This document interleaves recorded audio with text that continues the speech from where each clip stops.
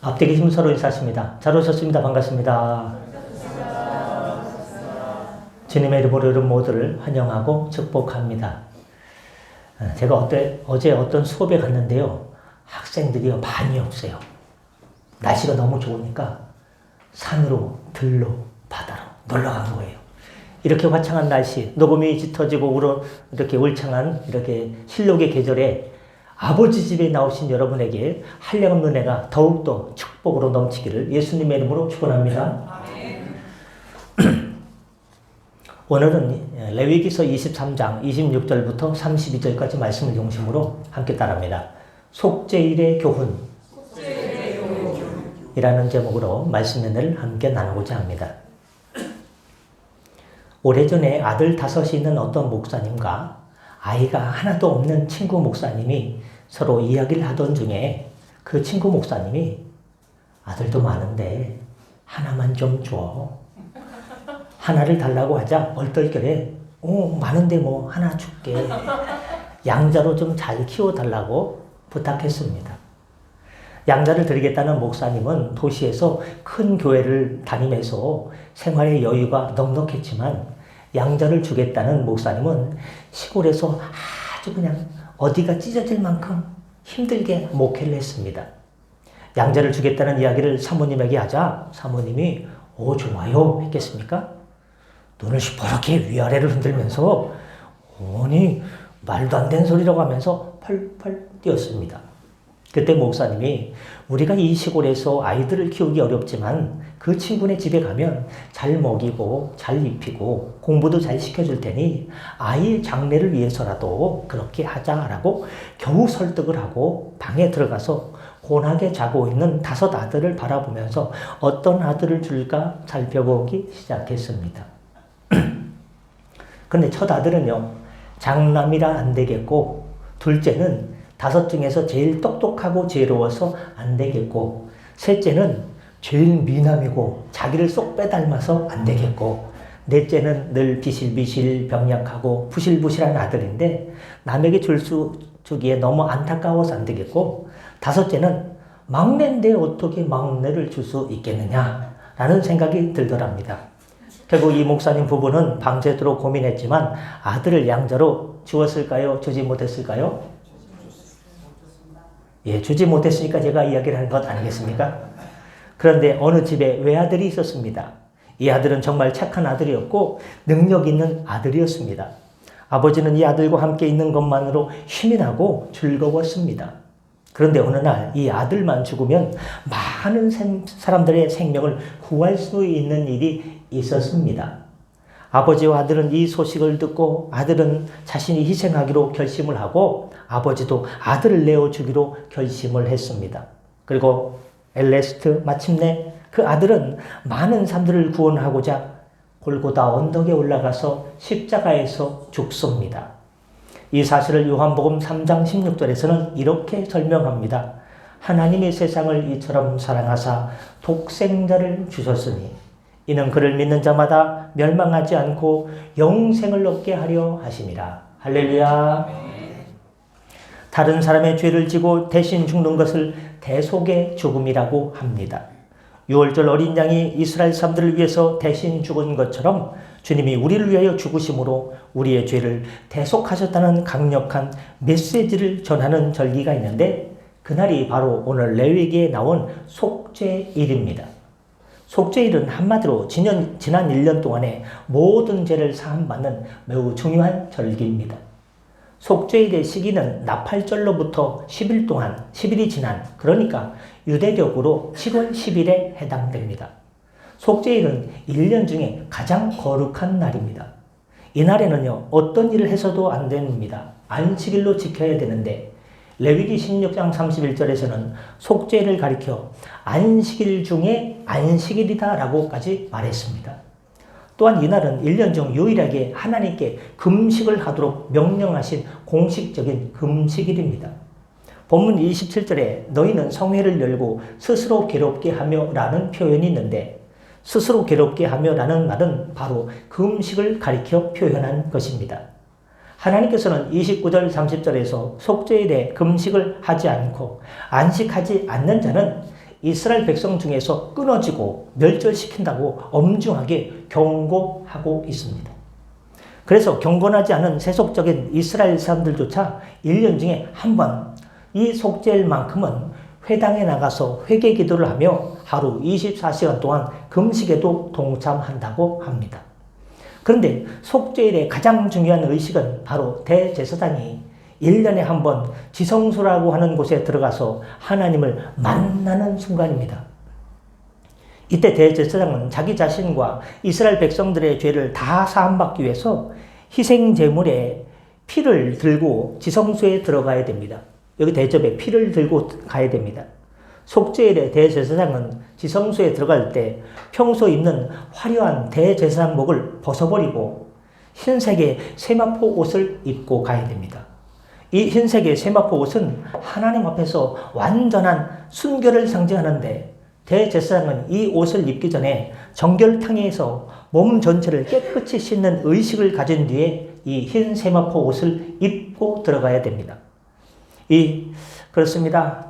이렇게 속죄는 아주 중요한 절기입니다. 그래서 오늘 우리는 지난번 주님의 살과 피를 기념하는 성찬 예식을 거행한 것을 기억하시면서 이 속죄를 통해서 얻을 수 있는 영적 교훈이 무엇인지 3가지로 살펴보고자 합니다. 첫 번째, 아사셀의 염소를 통해서 우리를 향한 주님의 희생을 배우게 됩니다. 여러분, 누군가가 잘 되기 위해서는요, 주변 사람들이 희생해야 돼요.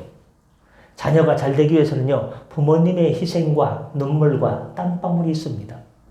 훈련병이 훈련을 잘 마치고 자대로 가기 전에는요, 조교와 교관의 훈련과 땀방울이 있습니다. 이제 우리 교회 청년 누군지 아시죠? 몇 번 얘기해가지고 논산훈련소를 잘 마치고 자대로 갈 줄 알았더니 주특기 교육을 받으러 광주 상무대, 장성에 있는 상무대 공병 교육을 2주간 갔습니다. 어떻습니까? 가니까 뭐 한 200명 훈련 받다가 몇 명 훈련 받으니까 천국이죠. 근데 그들을 위해서 누가 희생하고 있습니까? 거기 가니까 거기도 조교가 있고 거기도 교관이 있습니다. 지뢰는 이렇게 생겼다. 잘못 누르면 터져 죽는다. 이거는 누르면 안 되고 이거는 이렇게 해야 되고 방어복을 입고 터져도 이상 없게 해야 된다. 누군가 희생적으로 헌신하면서 가르쳐주는 사람이 있는 것입니다. 우리는 아사셀의 염소를 통해서 우리를 향한 주님의 희생을 배우게 됩니다. 레위기 16장 7절부터 10절에 보시면 이스라엘 백성들이 죄를 속죄하기 위해서 속죄일에 2마리의 염소를 준비합니다. 대제사장은 이 2마리의 염소를 회막문 여호와 앞에 두고 거기서 항아리에 손을 집어넣고 제비 뽑기를 합니다. 항아리에는요 2가지의 제비가 있습니다. 그 중에 하나를 뽑는 겁니다. 항아리 아래는 각각 하나에는 여호와를 위하여 또 하나는 아사셀을 위하여 라고 쓰여있는 2개의 제비가 있습니다. 제비 뽑기를 통해서 여호와를 위하여 라고 쓰여있는 제비가 뽑힌 염소는 하나님께 드리는 겁니다. 속죄의 제물로 드려져서 바로 그 피를 서쪽에 있는 지성소에 가서 그 피를 담아가지고 지성소에 있는 법궤와 휘장에 뿌려지게 됩니다. 그리고 아사셀을 위하여 라고 쓰여진 제비가 뽑힌 염소를 아사셀 염소라고 하는데 이 아사셀이란 말은 내어 보내진 염소를 말합니다. 대제사장은 2 손을 들어 아사셀의 염소의 머리에 손을 얹고 이스라엘 백성들의 모든 죄를 낱낱이 고백한 다음에 서쪽이 아니라 동쪽에 있는 문을 통해서 유대 광야로 보내져서 죽음의 길을 가게 됩니다. 이렇게 서쪽으로 가서 지성소에서 속죄의 제물로 바쳐진 염소와 이스라엘의 모든 죄를 짊어지고 동쪽 광야로 보내져서 죽임을 당하는 아사셀 염소를 통해서 하나님께서는 이스라엘 백성들의 그동안 지은 모든 죄와 허물, 모든 죄과를 사하는 의식을 치르게 된 것입니다. 그러면 이 염소가 무엇을 상징하느냐? 바로 우리 주님을 상징하는 것입니다. 어디요? 동쪽으로 모든 머리에 안수하고 바로 동쪽 문을 통해서 저 들판으로 광야로 보내진 그 아사셀 염소는 우리 주님 예수님을 상징하는 것입니다. 주님께서 우리의 허물과 죄를 다 뒤집어 쓰시고 걸머지시고 광야와 세상에서 고통을 받으셨습니다. 그러시다가 십자가에서 죽으셨습니다. 그분의 거룩한 피값으로 우리가 죄의 용서함을 받습니다. 이 사실을 이사야서 53장 5절 6절에서 이렇게 증언하고 있습니다. 그가 찔림은 우리의 허물 때문이요 그가 상함은 우리의 죄악 때문이라. 그가 징계를 받음으로 우리가 평화를 누리고 그가 채찍에 맞음으로 우리가 나음을 받았도다. 우리는 다 양 같아서 그릇 행하여 각기 제 길로 갔거늘 여호와께서는 우리의 모두의 죄악을 그에게 담당시키셨도다. 바로 들판으로 광야로 보내진 그러다 죽음을 맞이한 그 아사샬 염소 내어 보내진 어린 양은 예수님을 상징하는 것입니다. 그렇습니다. 우리 모두는 죄인입니다. 이 사실을 로마서 3장 23절은 모든 사람이 죄를 범하였음에 라고 말씀합니다. 죄를 범한 사람은 반드시 그 죄값을 치러야 됩니다. 그런데 그 죄값을 치를 수 있는 사람은 아무도 없습니다. 왜냐하면 그 죄값은 죽음이기 때문입니다. 주중에요. 요즘 산에 나물 많이 나지 않습니까? 어떤 분이 10년 동안 두릅 농사를 많이 했대요. 두릅이 얼마나 몸에 좋겠습니까? 면역력도 좋고. 근데 10년 동안에 때만 되면 와가지고 그 두릅을 갖다가 훔쳐간 분이 10년 만에 딱 잡혔어요. 그래가지고 장갑을 벗었는데요. 두릅을 팔아가지고 10년 동안 얼마나 해먹었으며 금반지를 5개나 끼고 있어요. 그 아들이 그걸 잡고 나서요. 한 번만 봐주세요 하고 무릎 꿇고 그분이 여자 어머님 어떤 분이 막 싹싹 빌었는데 안 된다. 1년이면 봐주고 2년도 봐주는데 10년 동안 줄기차게 와가지고 그 비싼 두릅을 우리도 금가락지를 못 끼는데 5개나 끼고서 야 해가지고 선처는 없다. 노멋이 잠이 없다 해가지고 뭐 이렇게 지금 넘겨졌는데요. 적당히 해야죠. 적당히 해서도 안 되죠. 그렇지 않습니까? 남의 거 흔들면 안 됩니다. 모든 사람이 죄를 범하였습니다. 여러분. 근데 성경에서 죄값은 뭐냐? 단순하게 콩밥 조금 먹는 게 아니고 죄의 삭은 사망이라고 했습니다. 그런데 주님께서 우리의 죄값을 위해서 죄를 대신 걸머지시고 고난을 당하시고 죽어주셨습니다. 이 사실이 믿어지기를 바랍니다.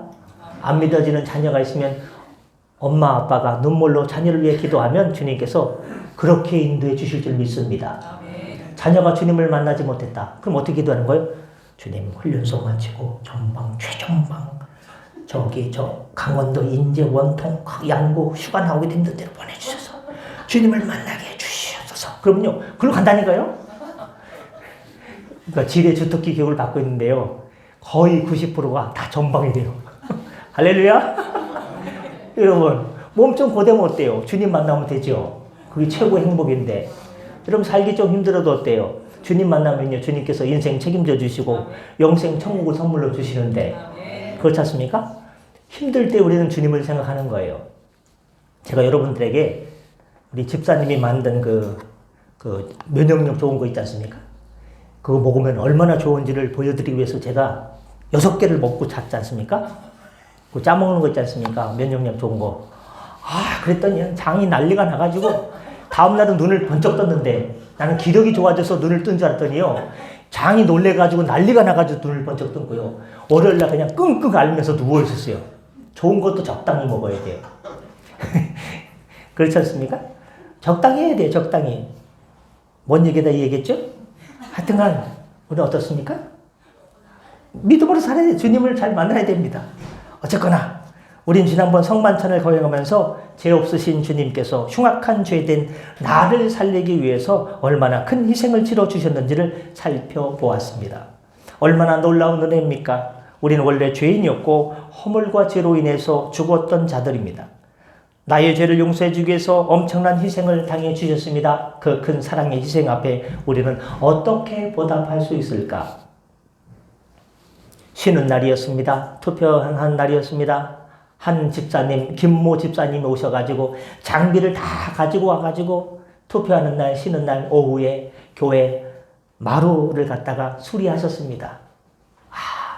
우리 집사님은 주님을 너무 사랑하셔서 제가 돈을 1,000,000원을 드려도 안 받을 뿐인데 돈을 주면 어차피 안 받을 거고 식사나 잘 대접하자 해가지고 새로 생긴 맛집에 가가지고 잘 이렇게 대접을 해드렸지만요.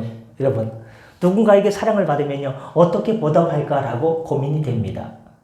주님의 희생 앞에서 십자가 사랑의 그 구원의 희생 앞에서 우리는 어떻게 인생을 주님께 갚으면서 살아가야 될까요?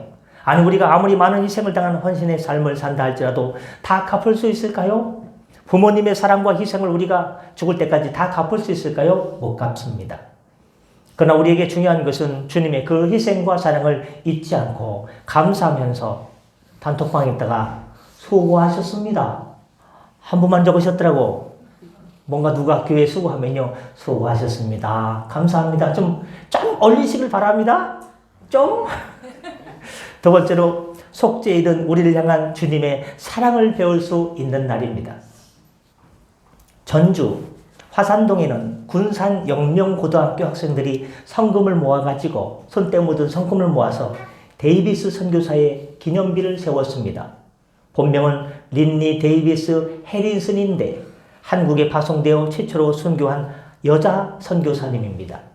1896년 군산에서 아이들과 부녀자들을 대상으로 선교를 하던 그 여선교사님은 결혼한 다음에 전주 서문 밖에 약방을 개설하고 환자들을 치료하며 선교했습니다. 그리고 자신을 파송한 미국 선교부의 지원으로 병원을 짓습니다. 벽돌을 쌓습니다. 병원이 올라갑니다. 간판을 답니다. 그리고 본격적으로 의료 선교를 시작했는데 그곳이 바로 전주 예수병원이었던 것입니다. 데이비스 선교사님은 누구보다도 전도의 열정이 강했습니다. 가가호호 방문하며 전도를 했는데 한 해 1885명을 전도했다는 기록이 남아있습니다. 자신의 몸을 돌보지 않고 오로지 전도하는 일에 목숨을 바쳤습니다. 특히 어린이들을 사랑하는 그녀는 전주 예수병원에 입원한 아이들을 돌보다가 열병에 전염되어 41세의 나이로 일찍 주님의 부름을 받고 순교하셨습니다. 그녀의 기념비에 이렇게 기록되어 있습니다. 생명을 바쳐 선교한 여장부. 데이비스 선교사가 헌신할 수 있었던 이유는 어머니께로부터 배운 십자가 사랑 때문이었습니다. 그녀는 십자가 사랑에 감격하였기에 전도를 했으며 가난한 삶을 돌보는 선교사가 될 수 있었습니다. 무엇을 사랑했기 때문에? 십자가를 사랑했기 때문에. 십자가의 사랑이 모든 힘의 원천이었던 것입니다. 그녀는 전도를 했으며 선교를 했습니다. 성경은 요한복음 3장 16절에서 하나님이 세상을 이처럼 사랑하사 독생자를 주시니 이는 그를 믿는 자마다 멸망치 않고 영생을 얻게 하려 하심이라라고 말씀하십니다. 하나님께서 저와 여러분을 너무나 사랑하셔서 독생자 예수님을 보내주셨습니다. 또 예수님께서 우리를 사랑하사 십자가에 달려 못 박혀 피 흘려 창에 찔려 물과 피를 다 쏟으시고 죽임을 당하셨습니다. 그래서 로마서 5장 8절에 보면 하나님의 사랑이 우리에게 어떻게 확증되었는가? 하나님, 우리 사랑하신다면서요. 어떻게 그 사랑을 표현할 거예요? 결혼기념일을 맞이해서 여보 사랑해. 응? 말로만? 여보 사랑해. 아니 그러니까 말로만 하는 거냐고. 뭐 좀 줘봐. 확신의 증표를 원하지 않습니까? 아야, 알았어. 계좌에 채했어. 뭐 이런 식으로 가야지. 뭘 보고서 요걸 보니까 요만큼 사랑한 줄 알겠다라고 얘기하지 않습니까? 뭔가 확증이 있어야 돼요. 하나님께서 우리 인류를 사랑하시는데 우리 인류를 구원하시고자 그렇게 사랑하시는데 뭐 증표가 있어야 될 게요. 그것이 바로 로마서 5장 8절의 말씀입니다. 우리가 아직 죄인 되었을 때 그리스도께서 우리를 위하여 죽으심으로 하나님께서 우리에 대한 자기의 사랑을 확증하셨느니라. 할렐루야. 하나님께서 외아들까지 아끼지 않고 십자가에 죽이기까지 하셨는데 우리에게 무엇을 더 주시지 않겠습니까? 우리를 향한 하나님의 사랑은 십자가로 확증되었습니다. 십자가의 은혜가 연약해진 여러분 영육간의 강건함 위에 하나님의 회복으로 나타나기를 예수의 치유로 의로운 태양 같은 하나님의 치유하심으로 여러분의 회복되는 역사가 나타나기를 예수님의 이름으로 축원합니다. 옆에 분을 향해서 예수의 이름으로 일어날지어다. 다른 쪽을 향해서 예수의 이름으로 회복할지어다. 제가 그 얘기를 왜 했는지 아십니까? 이제 나라의 선거를 앞두고요. 2주 동안 정말 그렇게 2주 동안 열심히 기도한 적이 없을 정도로 새벽에요. 정말 목이 쉴 정도로 나라 민족을 위해서, 세계 전쟁 종식을 위해서, 하나님 나라를 위해서 정말 2주 동안 열심히 기도했거든요. 그랬더니 목이 갔어요. 그래가지고 편도 때문에 이제 힘들었는데요. 어떻습니까? 그래서 병원에 가서 기도하고 약을 먹었거든요. 그랬더니요, 편도가 가라앉지 않아요. 목이 잠긴 것이 그대로 있습니다.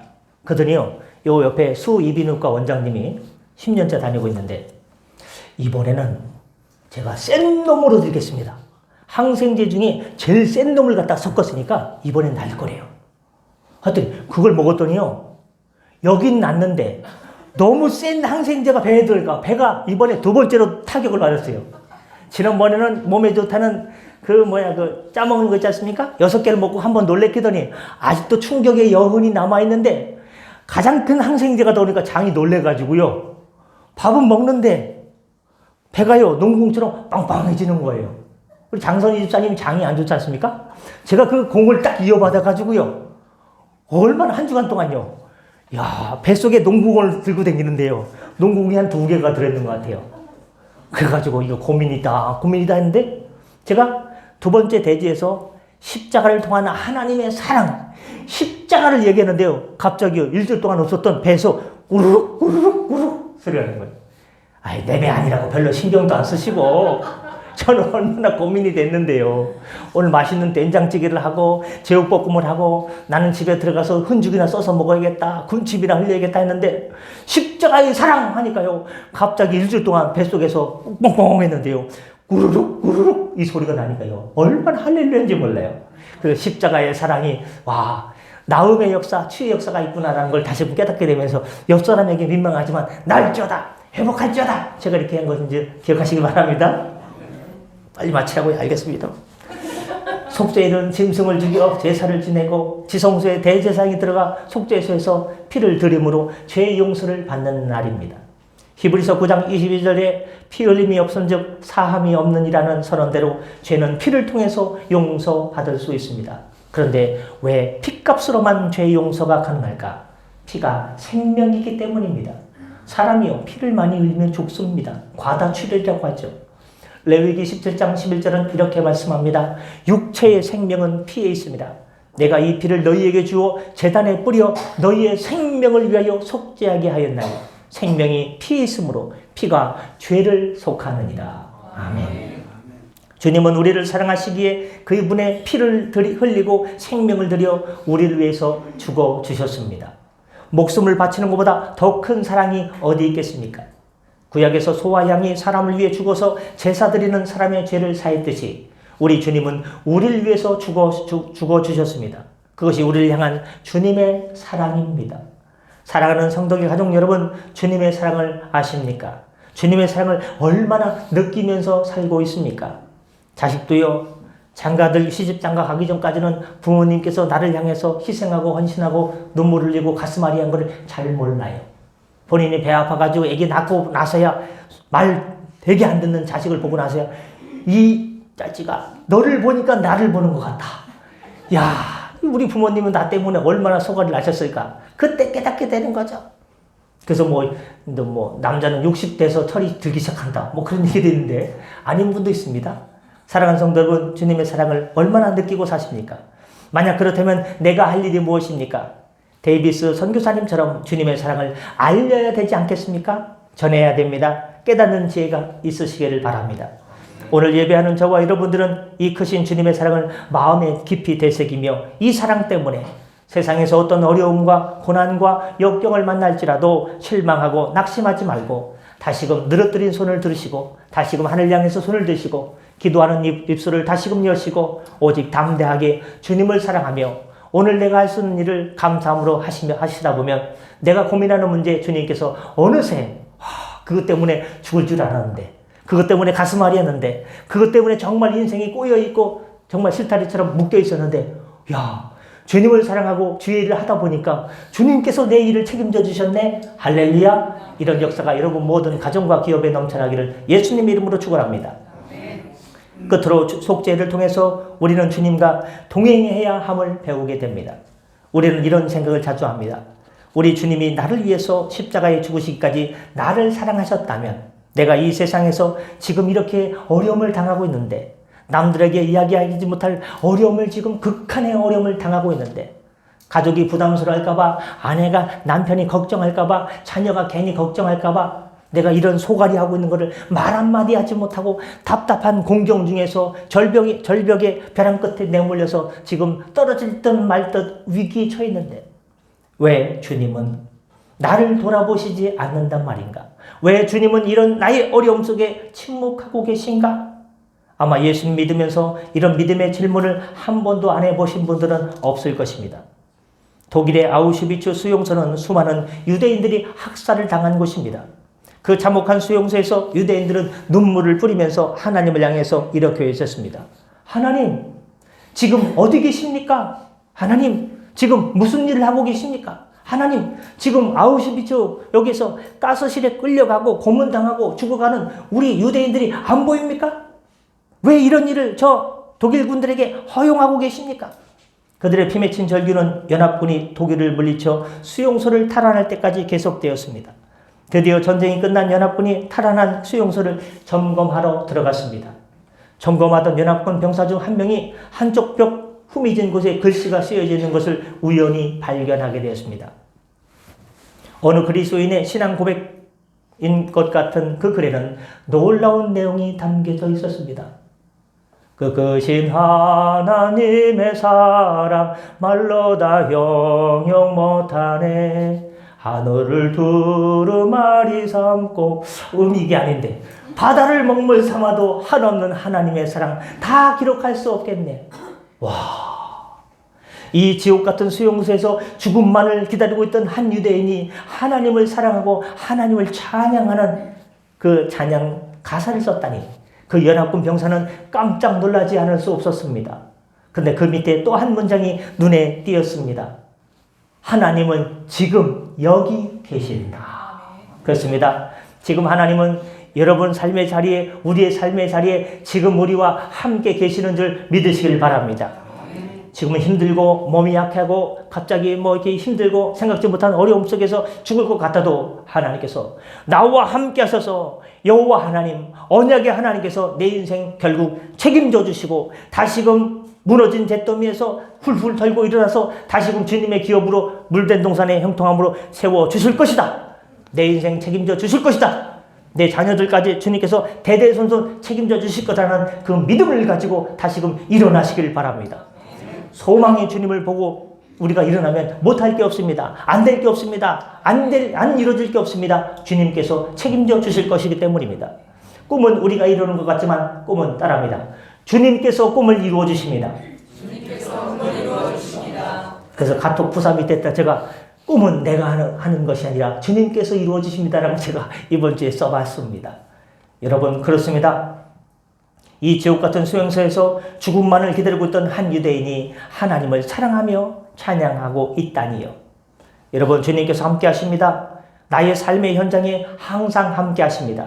그래서 사도 바울은 로마서 8장 34절에 이렇게 고백하고 있습니다. 그는 하나님 우편에 계신 자요 우리를 위하여 간구하시는 자시니라. 누가 우리를 그리스도의 사랑에서 끊으리요? 환난이나 곤고나 박해나 기근이나 적신이나 위험이나 칼이랴. 이 모든 일에 우리를 사랑하신 이로 말미암아 우리가 넉넉히 이기느니라. 따라합니다. 넉넉히 이깁시다. 넉넉히 이깁시다. 어떻게 우리가 이긴다는 것입니까? 주님이 나와 함께 하시기에, 하나님의 사랑이 나와 함께 하시기에 모든 일을 이길 수 있다는 것입니다. 지금 나 자신의 힘과 능력을 보면 이길 수 없어 보입니다.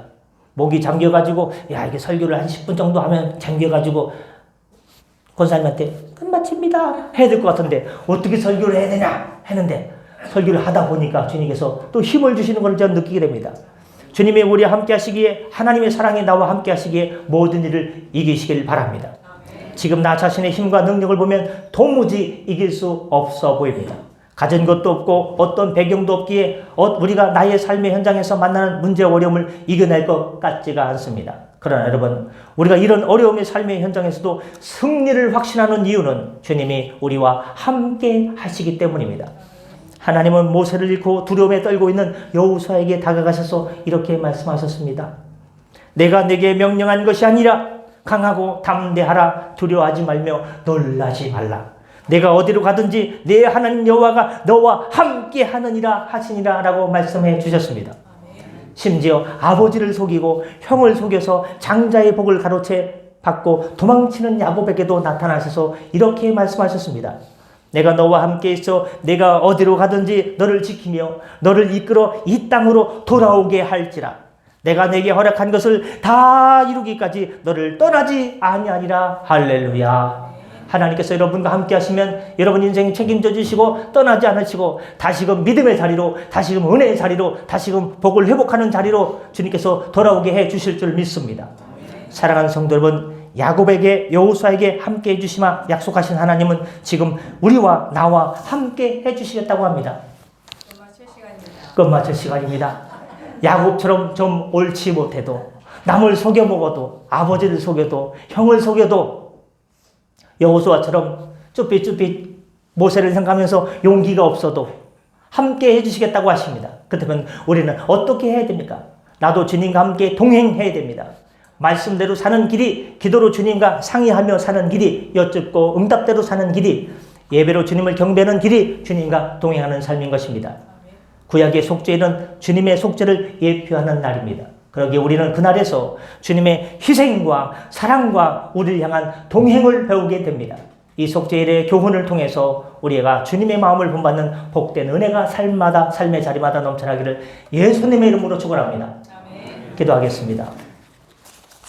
용서의 주님, 순례자로 주의 자녀로 신앙생활하면서 많은 어려움이 있어도 늘 구원의 감격을 기억하며 오늘 속죄일의 교훈을 통해서 우리를 향한 주님의 희생과 사랑과 함께 하시는 동행을 기억해서 믿음으로 승리할 수 있도록 성령께서 우리의 삶을 견인하여 주옵소서. 감사하며 축복하며 예수님의 이름으로 기도드립니다.